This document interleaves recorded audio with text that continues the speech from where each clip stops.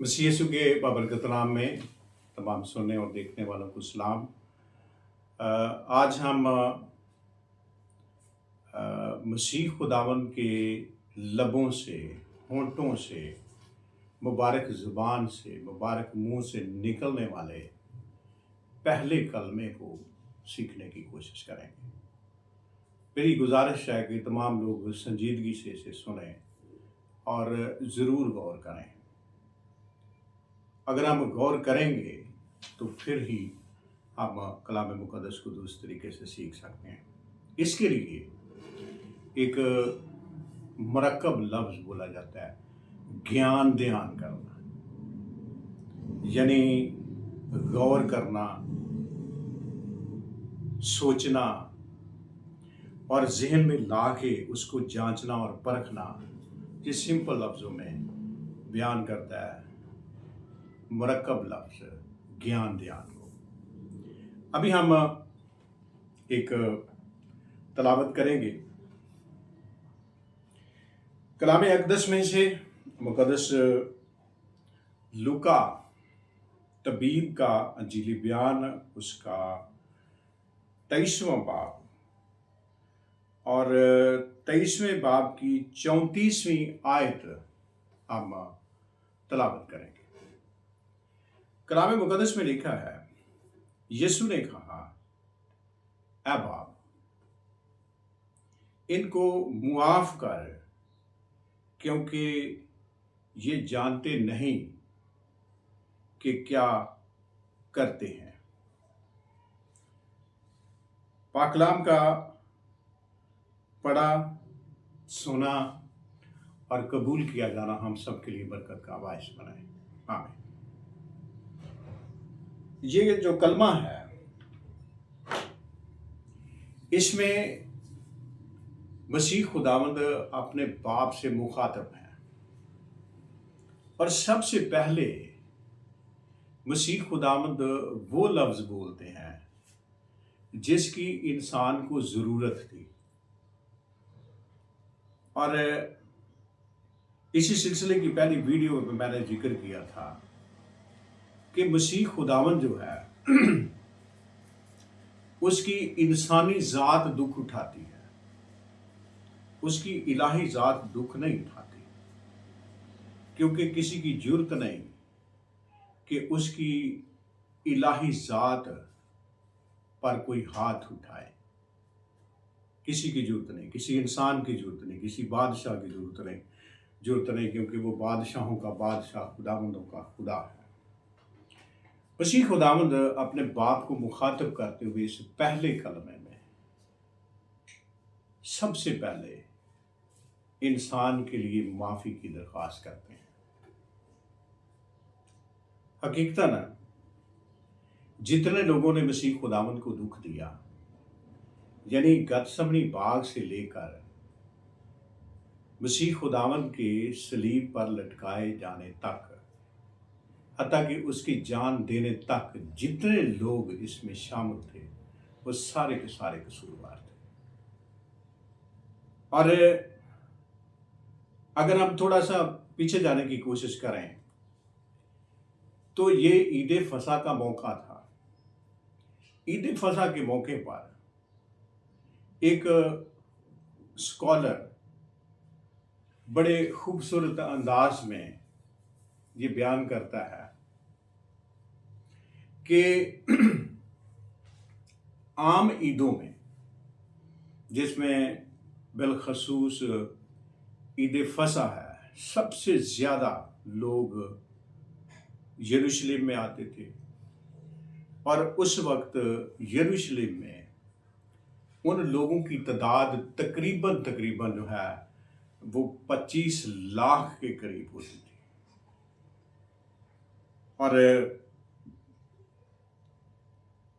जिस वक्त मसीह खुदावंद जुलूस लेकर जाते हैं यरूशलेम में, अपने आप को बादशाह ज़ाहिर करते हैं, लोग बादशाह समझकर उसके सामने अपील करते हैं, दरख्वास्त करते हैं और पेशनगोइयों के मुताबिक उससे दरख्वास्त करते हैं कि तू हमें बचा, तेरे अलावा तू कोई हमें बचा नहीं सकता, तू सच्चा है, तू सादिक है और तू ही हमें जितने इस्तेहसाल होते हैं हमारे, यानी जितनी किस्म के हमारे हक मारे जाते हैं, हमारा मुआशी हक मारा जाता है, हमारा दीनी इस्तेहसाल होता है, हमारा मुआशरती इस्तेहसाल होता है, हमें तू इससे बचा। तो कलाम मुक़द्दस के मुताबिक हम अगर देखें तो लोग जुलूस में शामिल होते हैं, नारे लगाते हैं, कपड़े बिछाते हैं, यीशु की शान में, यीशु मसीह की शान में लोग दरख्तों की डालियां लहराते हैं, उसके सामने पुकार रखते हैं होशना की सूरत में। तो तारीखदान जो हैं वो कहते हैं कि उस वक़्त 25 लाख के करीब लोग थे जो उस वक्त, जिस वक्त मसीह खुदावंद के साथ ये वाक़या पेश आता है, वो यरूशलेम में, यरूशलेम की हदूद में वो मौजूद थे। लेकिन गतसमनी बाग से लेकर मसीह खुदावंद के जान देने तक जितने लोग मुलव्वस थे वो तो जुर्म करते हैं इंसानी नाते से, लेकिन उन लोगों का भी जुर्म था साथ जो हेरोदीस से, जब हेरोदीस उसको मसीह खुदावंद को छोड़ना चाहता है तो हेरोदीस के साथ मिलकर वो ये पुकार लगाते हैं। हेरोदीस उनसे पिलातुस उससे पूछता है कि क्या तुम्हारी खातिर मैं एक डाकू को छोड़ दूं या यहूदियों के बादशाह को। तो हेरोदीस को ये खतरा था। हेरोदीस सख्त नाराज था कि उसके होते हुए एक दूसरा बादशाह जो है वो आ रहा है। हेरोदीस के सिखाने पर, उकसाने पर लोग पिलातुस की जो आवाज़ है उसका उलट जवाब देते हैं। हेरोदीस के कहने, उकसाने, फकीयों और फरीसियों के उकसाने, बुजुर्गों के उकसाने की वजह से लोग जो हैं, जितना हजूम था, जब मसीह खुदावंद लटके हुए थे, लटकाए जाने वाले थे, तो पिलातुस जो है वो कहता है कि तुम्हारी खातिर मैं किस को छोड़ूं। ईद फसा के मौके पर मैं एक मुजरम को छोड़ता हूं, बरअबा को छोड़ूं या यहूदियों के बादशाह को।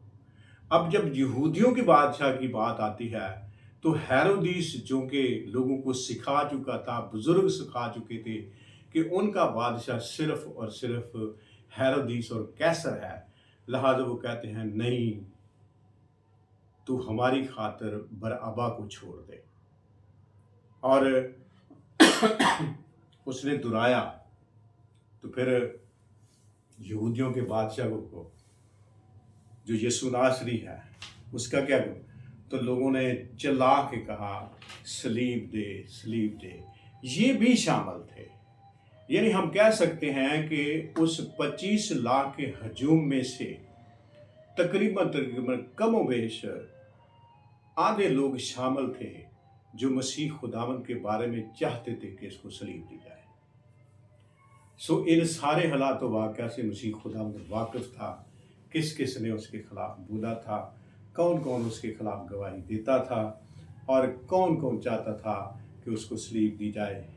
मसीह खुदावंद उन सब के लिए सबसे पहले खुदावंद यीशु मसीह अपने बाप से दरख्वास्त करते हैं, तू इनको माफ़ कर दे। यानी इनको पता ही नहीं मैं कौन हूँ, मेरी बादशाहत कौन सी है।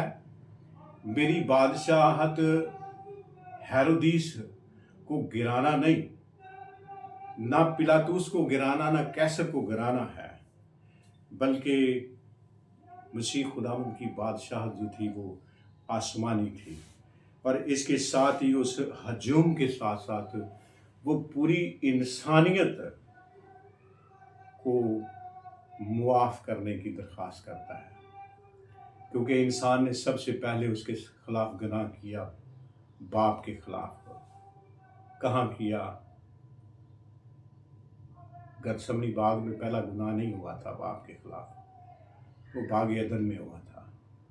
انسان نے پہلا گناہ کیا، اور وہی گناہ جو ہے وہ انسان کی سرشت میں نسل در نسل در نسل در نسل در ساتھ چلا آ رہا تھا، ابھی بھی چلا آ رہا ہے۔ تو مسیح خداوند نے اوورآل انسانیت کے لیے اپیل کی کہ اے باپ اب تو ان کو معاف کر دے۔ کیوں؟ میں تیرا بیٹا ہوں، میں تیرے حضور جو ہے اپیل کرتا ہوں، میں تیرے غضب کو برداشت کر رہا ہوں، میں گناہ کی خاطر انسانیت کی خاطر اپنی جان کو قربان کر رہا ہوں۔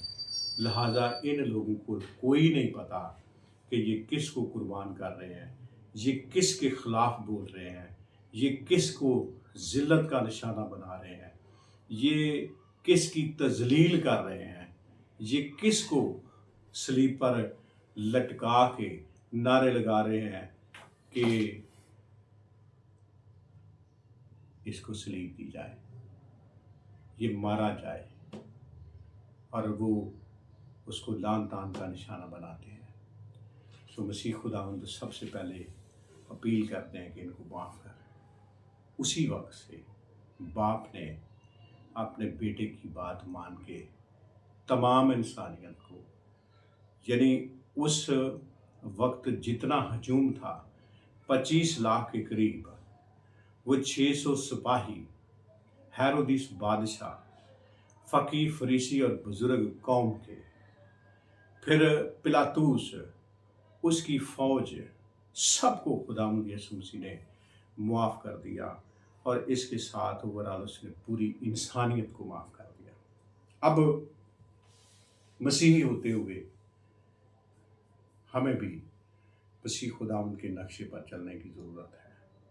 ہاں، ایک بات میں آپ سے کرنا چاہوں گا اس موقع پہ، بعض اوقات انسان کو اتنا دگ کرتا ہے یا اتنا اس کے ساتھ ظلم کرتا ہے یا اتنی زیادتی کرتا ہے کہ لوگ اس کو معاف کرنا نہیں چاہتے، یا کبھی کبھی لوگ جو ہیں وہ اس قدر رنجیدہ ہوتے ہیں کہ وہ ان کے ساتھ آگے چلنا نہیں چاہتے۔ لیکن ایک مسیحی رویہ ایسا ہے، کلام مقدس میں یہ لکھا ہے کہ بدلہ لینا میرا کام ہے، بدلہ میں لوں گا، بدلہ میں دوں گا، تم صرف اور صرف معاف کرو۔ مسیحیت کے لیے یا مسیحیوں کے لیے ایک بات ہے کہ وہ کسی کے ساتھ اپنے تعلقات آگے نہ رکھیں، کوئی بات نہیں، کوئی گناہ نہیں، لیکن ان کے گناہ کی عوض یا ان کی زیادتی کے عوض ان کے ساتھ زیادتی نہ کی جائے۔ یہ ہمارا خداوند ہمیں اس کلمے کے وسیلے سے تعلیم دیتا ہے۔ خداوند مجھے اور آپ سب کو برکت دے، آمین۔